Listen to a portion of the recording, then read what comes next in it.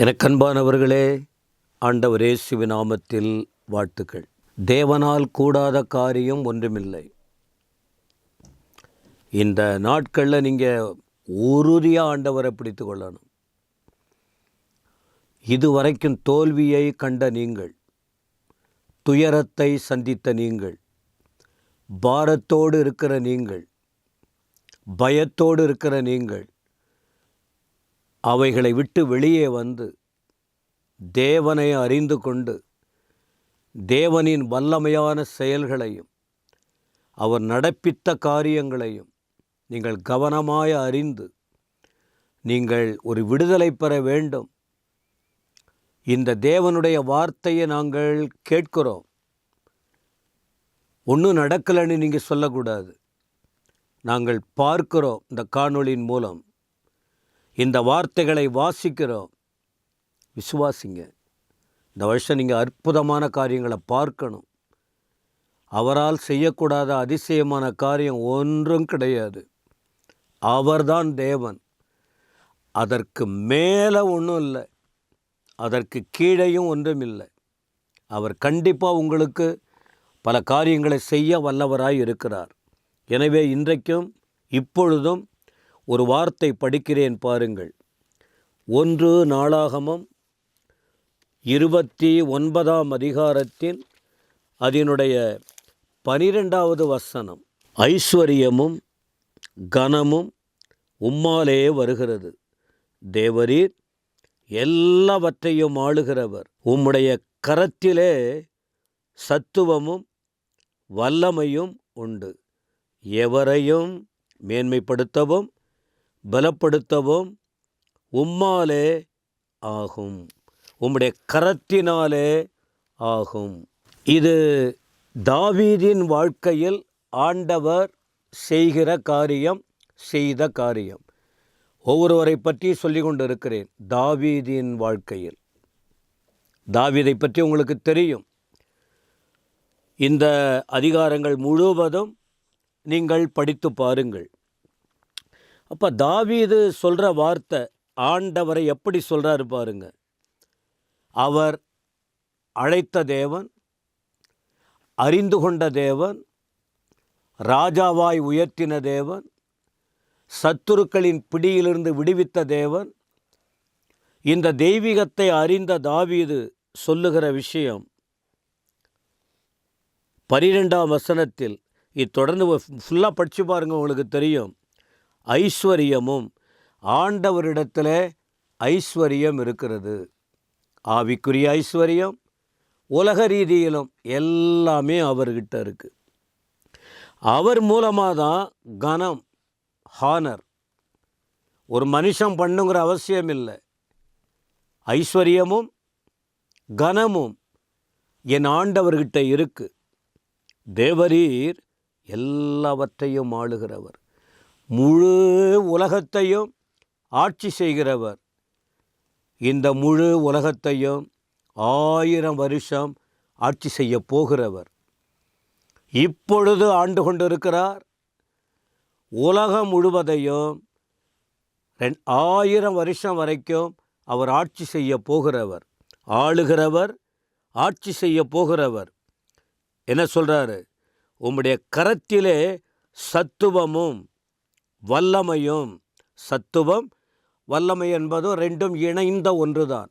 Strength, சக்தி. சத்துவமும் வல்லமையும் ஆண்டவர்கிட்ட இருக்கு. எவரையும் மேன்மைப்படுத்தவும் பலப்படுத்தவும் உம்முடைய கரத்தினாலே ஆகும்.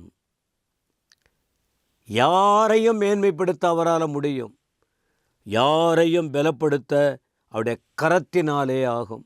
அப்போ இந்த வார்த்தையை நீங்கள் கேட்கும்போது தேவனுடைய குணாதிசயம் என்ன என்பதை நீங்கள் அறிந்து கொள்ள வேண்டும். ஏன் ஆண்டவரை நாங்கள் உயர்த்துகிறோம்? ஏன் ஆண்டவரை நாம் அறிவிக்கிறோம்? ஏன் இவர்தான் மெய்யான தேவன் என்று நிரூபிக்கிறோம்? அப்படிப்பட்ட தேவன் அவர். இதை உள்ளே வர்றவங்களுக்கு தான் தெரியும். அவருடைய மாட்சிமை, அவருடைய வல்லமை, அவருடைய மகிமை, அவருடைய ஜெயம், அவருடைய மகத்துவம் எல்லாமே எப்படிப்பட்டது என்று இந்த ஆண்டவருக்குள்ளே நுழைகிறவர்களுக்கு, வசனத்தை ஆராய்கிறவர்களுக்கு நன்கு தெரியும். எனவே தாவீது சொல்கிறாரு பாருங்க, இப்படி அவருடைய மகத்துவத்தை குறித்து அறிந்ததினால என்ன செய்கிறாரு? வேற வழி தெரியல. என்ன அவரை இப்படிப்பட்ட தெய்வத்துக்கு என்ன கொடுக்க முடியும்? எதை வச்சு அவரை பிரியப்படுத்த முடியும்? என்ன செஞ்சால் நாம் அவரை சந்தோஷப்படுத்த முடியும்? ஒன்றும் பண்ண முடியாது. அவரை நினைக்கணும். இந்த வாழ்வை அவருக்கு ஒப்பு கொடுக்கணும். அவர் எதை விரும்புகிறார்?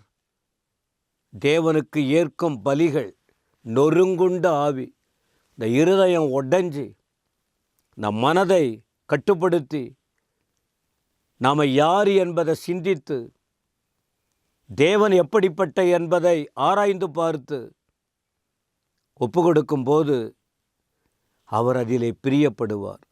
இருதயம் நொறுங்கி போய், அப்பா உடைய மகத்துவத்துக்காக நாங்கள் என்ன பண்ண போகிறோம்? உங்கள் வல்லமைக்காக நாங்கள் என்ன பண்ண முடியும்? ஆண்டுடைய அன்பை நினைக்க நினைக்க, அவருடைய வார்த்தைகளை யோசிக்க யோசிக்க, அவர் நடத்தும் செயல்கள் உங்களுக்கே ஆச்சரியமாக இருக்கும். சகோதரிகளே, ஐயா, அம்மா, சோர்ந்து போகக்கூடாது. இப்படிப்பட்ட வார்த்தைகளை கேட்கும்போது அப்போ இங்கே தாவீது என்ன பண்ணுறார்? 13ஆம் வசனத்தில் சொல்கிறார், 13, இப்படி அவருடைய கரத்தினால் ஆகும், அவர் சொல்ல ஆகும், அவர் சொல்ல ஆகும், அவர் கரத்தினாலே ஆகும், அவராலே ஆகாதது ஒன்றும் இல்லை. அவரால் ஆகாத காரியம் ஒன்று உண்டோ? அவரால் செய்யக்கூடாத அதிசயமான காரியம் ஒன்று உண்டோ? இல்லை.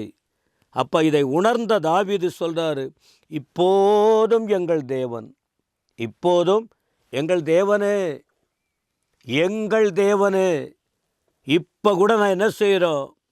உமக்கு ஸ்தோத்திரம் செலுத்துகிறோம். என் வாயை திறந்து உமக்கு ஸ்தோத்திரம் செலுத்துகிறோம். உமது மகிமையுள்ள நாமத்தை துதிக்கிறோம். நீங்கள் இப்படிப்பட்ட அனுபவம் உள்ள, தன்மையுள்ள தெய்வத்திற்கு முன்னால் நாங்கள் என்ன செய்ய முடியும்?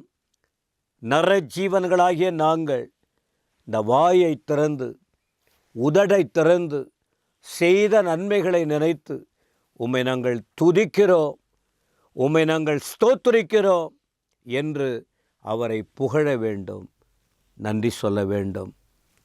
கஷ்டம் கூட இருக்கலாம், நஷ்டம் கூட இருக்கலாம்.